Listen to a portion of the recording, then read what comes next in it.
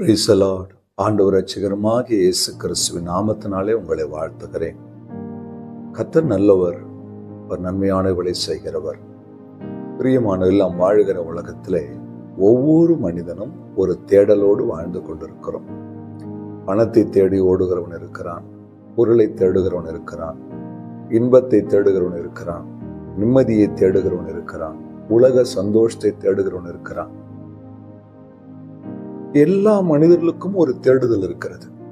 ஆனால் வேதம் எதை தேட வேண்டும் என்று நமக்கு கற்றுக் கொடுக்கிறது. ஒரு வசனத்தை கர்த்தர் இன்றைக்கு நமக்கு கொடுத்திருக்கிறார். பிலிப்பியர் 2:21 மற்றவர்கள் எல்லோரும் கிறிஸ்து இயேசுக்குரியவைகளை தேடாமல் தங்களுக்குரியவைகளையே தேடுகிறார்கள். பவுல் வேதனையோடு எழுதுகிறார்.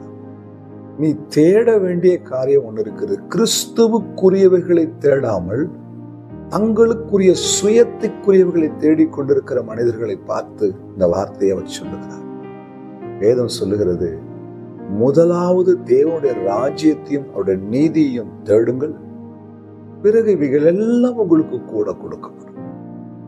கர்த்தரை தேடுகிறவர்களுக்கு ஒரு நன்மையும் குறைவுபடாது என்று வேதம் சொல்லுகிறது.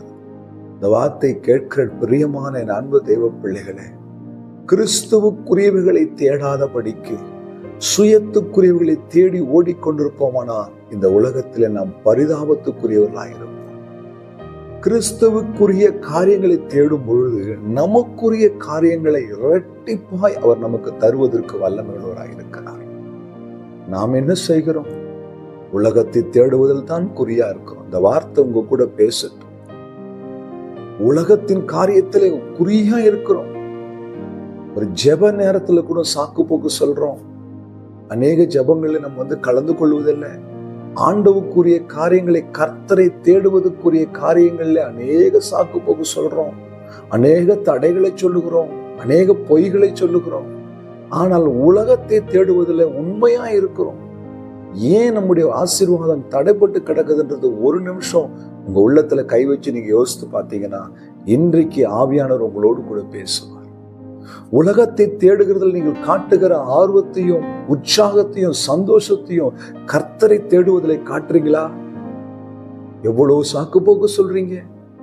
ஒரு ஜெபத்துக்கு வர சொன்னா எவ்வளவு சாக்கு சொல்றோம், ஆராதனைக்கு வர்றதுக்கு எவ்வளவு சாக்கு சொல்றோம். ஆனா நாங்க ஆசீர்வதிக்கப்படணும். எப்படி முடியும்?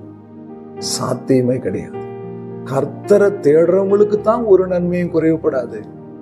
கர்த்தரை தேடாமல் உலகத்தை தேடுகிற உங்கள் வாழ்க்கையில, என் வாழ்க்கையில குறைவுகள் வந்தால் அந்த குறைவுக்கு காரணம் கர்த்தர் அல்ல, நீங்களும் நானும் தான். என் அன்பு தெய்வ பிள்ளைய, சத்தியத்தை கொஞ்சம் புரிந்து கொண்டு வாழ ஆண்டவர் உங்களுக்கு அந்த ஏவுதலை கொடுக்கட்டும் என்று நான் ஜெபிக்கிறேன்.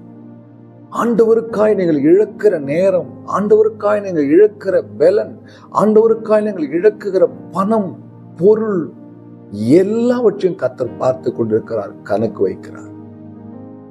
ஆண்டவரை தேடுவதற்காக நீங்கள் எந்த காரியத்தை செய்தாலும் அந்த காரியத்தின் முடிவில் ஒரு ஆசீர்வாதம் உங்களோடு கூட தொடர்ந்து வரும். என் அன்பு தெய்வ பிள்ளைய, கர்த்தருக்குரியவைகளை தேடாமல் உங்களுக்குரிய, மனுஷனுக்குரிய, உங்கள் சுயத்துக்குரிய காரியங்களை நீங்கள் தேடி ஓடிக்கொண்டிருப்பீர்களானால் நீங்கள் எவ்வளவு தேடினாலும் நீங்கள் தேடின காரியத்தை உங்களால் பெற்றுக்கொள்ளவே முடியாது. என்றைக்கு உங்கள் சிந்தனைகளை ஒப்பு கொடுத்து அர்ப்பணித்து, ஆண்டவரே உமக்குரியதை தேடுவதற்கு என்னை அர்ப்பணிக்கிறேன் என்று உங்கள் வாழ்க்கையை ஒப்பு கொடுப்பீர்களானால் நிச்சயமாய் சொல்லுகிறேன், கர்த்தருடைய ஊழியக்காரனாய் உங்களை கர்த்தர் ஆசீர்வதிப்பார், உயர்த்துவார். எங்கள் வாழ்க்கையில் அநேக காரியங்களை ஆண்டவருக்காக இழந்திருக்கிறோம். ஆனால் ஒன்றில கூட கர்த்தர் எங்களை வெட்கப்படவில்லை, இரட்டத்தனையாக உயர்த்திருக்கிறார், ஆசீர்வதித்திருக்கிறார். தைரியமாய் சொல்லுவேன், நான் கர்த்தருக்காக இழந்தது எதுவோ அவர் எனக்கு கொடுத்தது அதை விட பல ஆயிரம் மடங்கு அதிகம். கர்த்தரை தேடுங்கள், கர்த்தருக்குரியவைகளை தேடுங்கள், தேவனுக்குரியவைகளை தேடுங்கள். உங்களுக்குரியவைகளை கர்த்தர் ஆசீர்வதிப்பார். கண்களை மூடி ஜெபிக்கலாம். அன்பும் இரக்கம் உள்ள தகப்பனே, இந்த வார்த்தைக்காக ஸ்தோத்திரம் ஐயா. இந்த உலகத்துக்குரியவைகளை, மாம்சத்துக்குரியவைகளை தேடி உமக்குரியவைகளை இழந்து நிற்கிறோம். எங்களை ஒரு விசை திருப்பிக் கொள்ளும், ஆசீர்வதியும். இயேசு கிறிஸ்துவின் நாமத்தில் பிதாவே, ஆமென். ஹல்லேலூயா. God bless you.